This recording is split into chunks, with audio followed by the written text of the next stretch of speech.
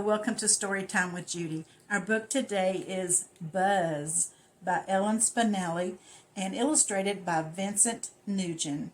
This little bee loves to fly, but then she reads an article that says bees aren't supposed to fly, and she's just devastated. Let's see how it turns out. Buzz loved being a bee. She loved the taste of honey. She loved dozing in her cozy hive. She loved nosing in the sunlit clover. But most of all, she loved flying. Sometimes Buzz would swoop real low under the blackberry bramble where Snail lived. Sometimes Buzz stopped to visit Snail.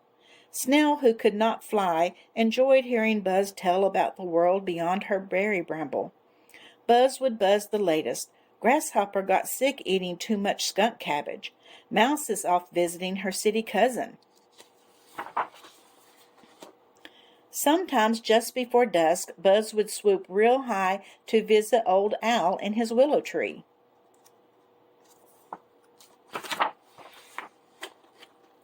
Old Owl always had wise things to say. Honey isn't everything. Let sleeping owls alone.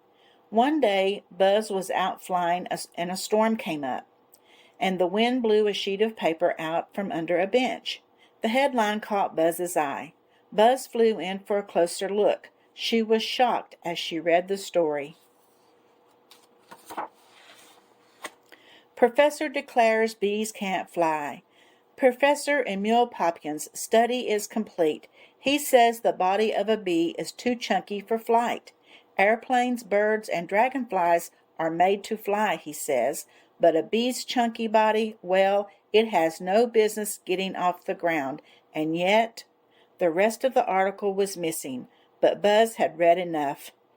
If someone like Professor Popkin said bees can't fly, it must be true. Buzz bobbled and wobbled and fell plip to the ground. Befuddled, she huddled under the brambles. Snail tried to cheer Buzz.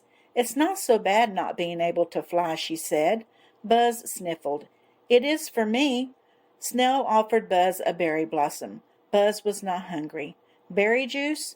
Buzz was not thirsty. Buzz sniffed the afternoon air. I smell smoke. She peered into the woods and saw a flicker of flame. Fire, she cried. Old Owl is in there. Old Owl was a very sound sleeper. Nothing ever woke him before dusk. Buzz had to get to her friend fast.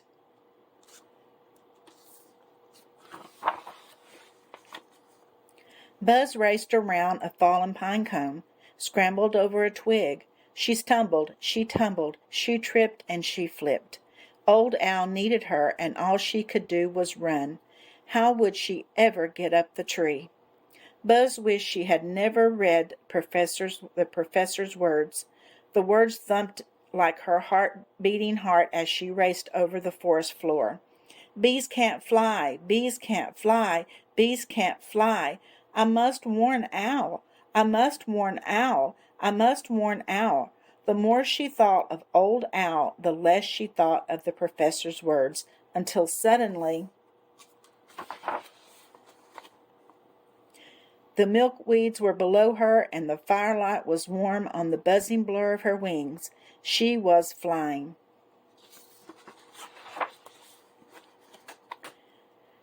She darted into Old Owl's nest. Smoke billowed and made her drowsy. She settled woozily by her friend and buzzed as loud as she could. She held the note until she toppled into Old Owl's ear. Old Owl woke with a start. Fire! He cried and swooped from the nest. He perched in the hollow of a nearby maple tree and waited. Luckily, it soon began to rain. Later, when it stopped, Old Owl shook his damp feathers. Then he sneezed. Out from the ear popped Buzz. Buzz, said the Old Owl, what are you doing in my ear? I think I saved you, said Buzz, and I can fly. "Of course you can fly," said Old Owl. "You're a bee. Bees fly." "Yes," said Buzz, "you're right. I'm a bee, and I can fly."